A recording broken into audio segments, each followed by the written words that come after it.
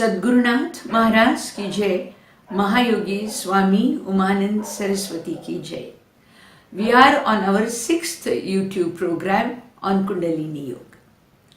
Yesterday I talked about meditation and I had said we will sit in a simple posture which could be Siddhasana, Sahasrasana, or as I said, just as I am sitting here on a chair, you could sit with your eyes closed. However, a yogic posture will definitely help you to attain or sit for a longer time, provided you are comfortable in that. Now we are going to accept that position which is comfortable for you, and you are going to sit with your eyes closed between the timing 3 to 6. Mind you, it is important that you stick to this time. 3 to 6 is very important. The early morning is important for all of us to make a quick progress on spiritual path. Now when you sit with your eyes closed, of course you can have a little beautiful fragrance around in the room, and you sit with your eyes closed. Now we had suggested one mudra, which was this. This is Dhyana mudra. This is Dhyana mudra. And we need to sit in some mudra because that helps our hands and all to be more comfortable. Now this mudra is going to get your attention and your focus in only one chakra, on one chakra, which is in the body. We have totally 7 chakras. Some tell us that there are 12, some say there are 8, but let us begin with one at a time. So there is the first main important chakra, which is the Sahasrara. It is supposed to be installed here. The Sahasrara is supposed to be here, and the deity, the Supreme Spirit, is here in the human body. It's the seat of consciousness, it is the seat of Lord, it is the seat of God. Any deity you love can occupy this place. So don't be worried about who you should worship. It is important that you worship. It is important that you worship. Now normally on the path of Guru Bhakti Yoga, when we start this journey upon meditation, we do accept one of the gods or one of the persons as our Guru. And therefore, an interaction with a known personality becomes easier for us. However, I leave the choice to you. It could be any god, it could be any Guru, it could be any deity, and it could be any religion. So don't worry, should not make difference. They are all the same. What is needed is we become humble devotees. That is important for meditation. Now the first thing we normally suggest to the people who start their journey is called Manas Puja. Now what is Manas Puja? We are going to have a yogic posture, then we are going to have this particular mudra, and now we are going to talk about what is known as Manas Puja. Now it's a simple exercise for meditation for beginners, because later as we develop, then there is inner voice which is going to keep on guiding us. But right now we are going to use an external measure to help us to know how to begin meditation. How to begin? Now suppose there is some particular deity you love. Let us say it could be Sri Krishna, it could be Christ, it could be Sri Ram, it could be any other religion. Believe me, every one of us, we have a particular deity in mind, and we tend to worship the deity by going to either a temple or a church or a dargah. Wherever we go, remember, we are going to do an entire program of that day, but sitting at one particular place. We are now just seated, but we are going to imagine, let us say today is a great day like Sri Krishna Jayanti. It is the birth date of Lord Krishna. And suppose, as we all tend to go and visit the temples, as I said, it could be any religion, any god, you decide to go to your place of worship. When you go there, you tend to carry something. We carry either a basket of flowers, fruits. Then we carry a posture of humility. We carry the feelings of love. And we enter a temple with great devotion. We are very gentle. If somebody pushes you around, you say, it's okay, it's okay. So all our defensive attributes come to silence.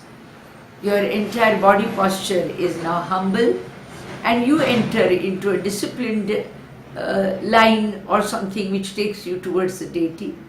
And as you approach the deity, you tend to go closer, you fold your hands, you offer whatever you have carried, and you close your hands and worship or say your prayers.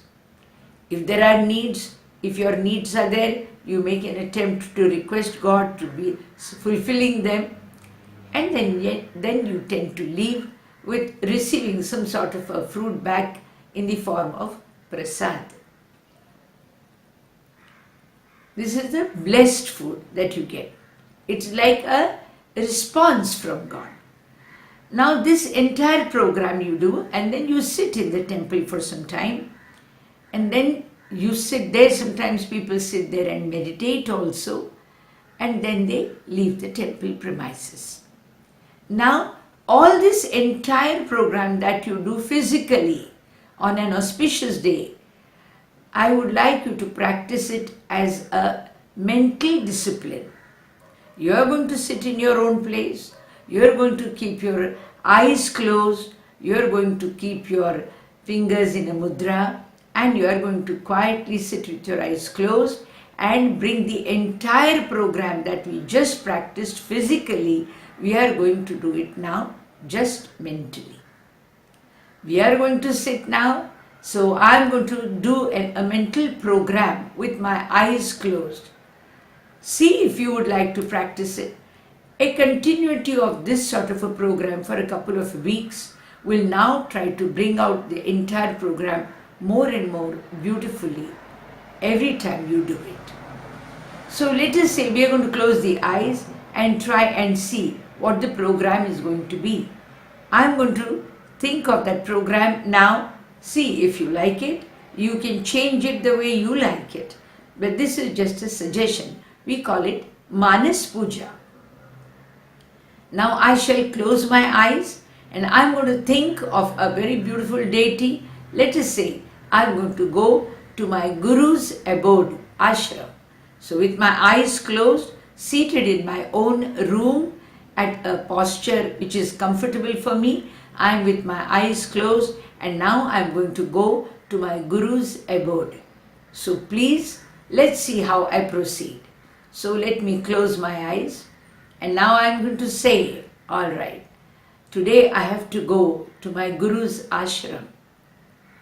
Of course, I shall have a beautiful, fresh, clean bath, change into clothes which are clean, look more presentable and sattvic.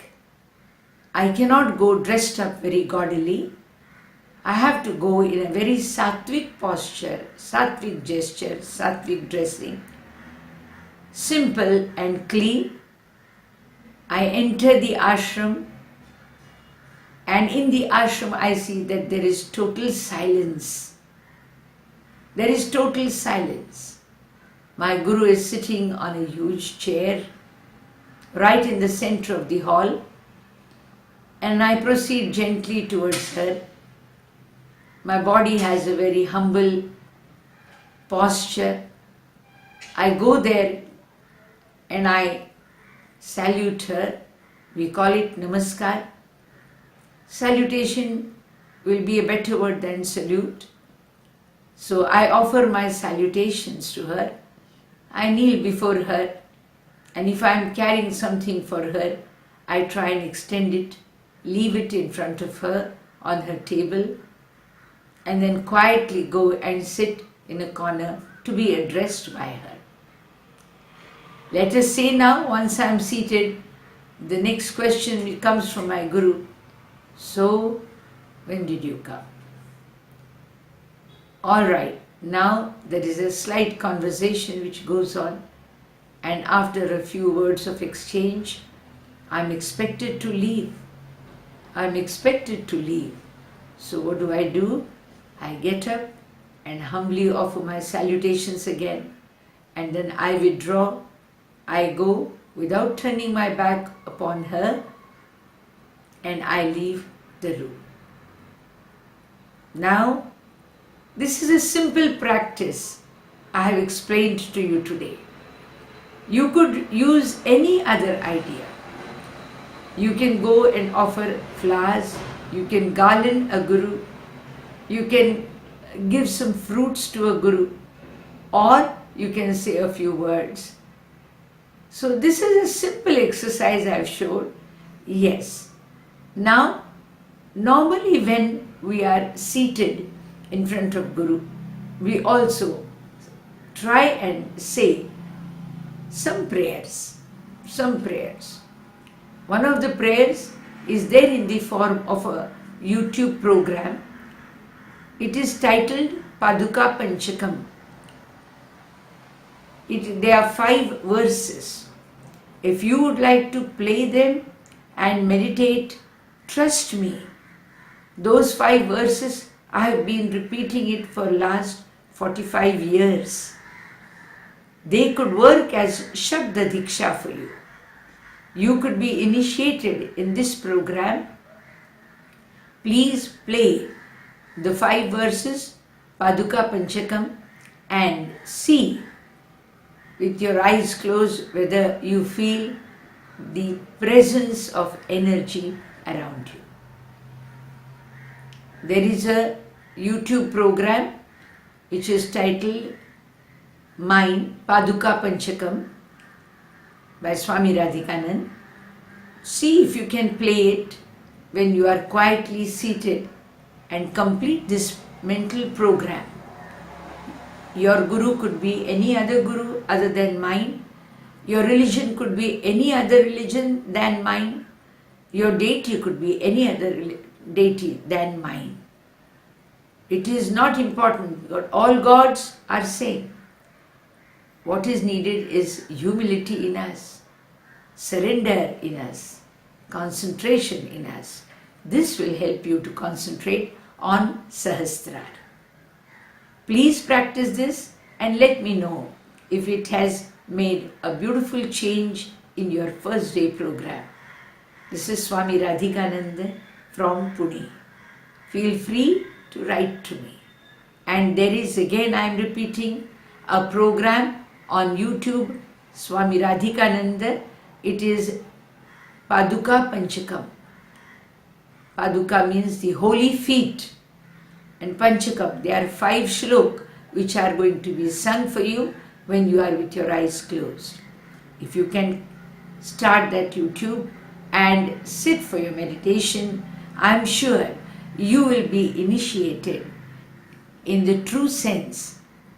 And I expect my Guru, the Guru of Gurus, all the Gurus to bless you if I have served Guru principle genuinely in my life. Thank you, Swami Radhikananda, Pune.